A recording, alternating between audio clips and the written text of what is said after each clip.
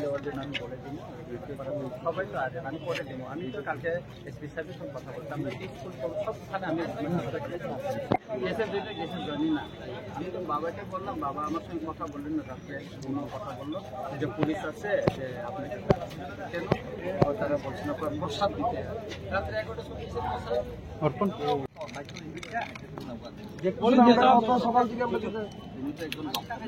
শিক্ষিত, তো তুমি শিক্ষিত, আমি তোমার কি অনেক কইতে পারি, তুমি বলি যে কেন আমি বলি যে কেন জানো না, তোমরা কি আসতে জানো না। আপনার লেগে তো আমরা অল্টারনেটিভ রোড রাখছি তো না, একটু মানো বলে দিয়ে যাও।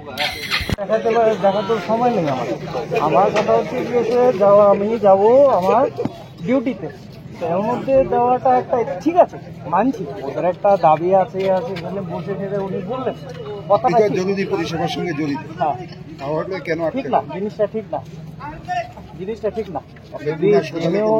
আমি আছি হাপানিয়া হসপিটালে, ডিএমসি মেডিকেল কলেজে, তো এর মধ্যে একটা ওটা ইচ্ছে, ওকে তাদের কথা ঠিক, okay we have keep alternative route, but still অনেক সময় কি হয় কি একটা ফ্লো থাকে মানুষের, যে ওই রাস্তা দিয়ে আমি যাব, ওই রাস্তায় যাচ্ছি।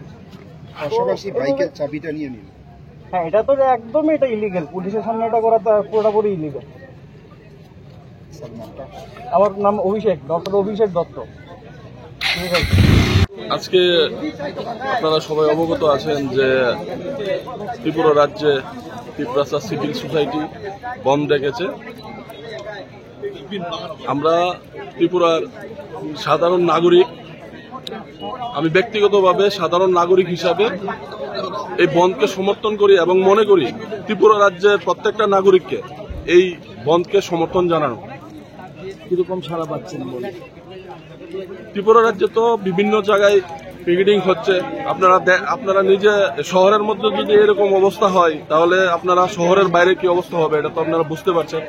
তা আমরা মনে করছি যে এই বন্ধ সার্থক, ত্রিপুরা রাজ্যের মানুষ এটাকে অ্যাকসেপ্ট করেছে।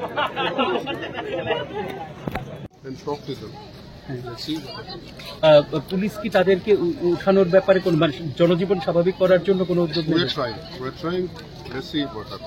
রঞ্জিত দেববর্মার সঙ্গে কথা বলেছেন, কি বললেন?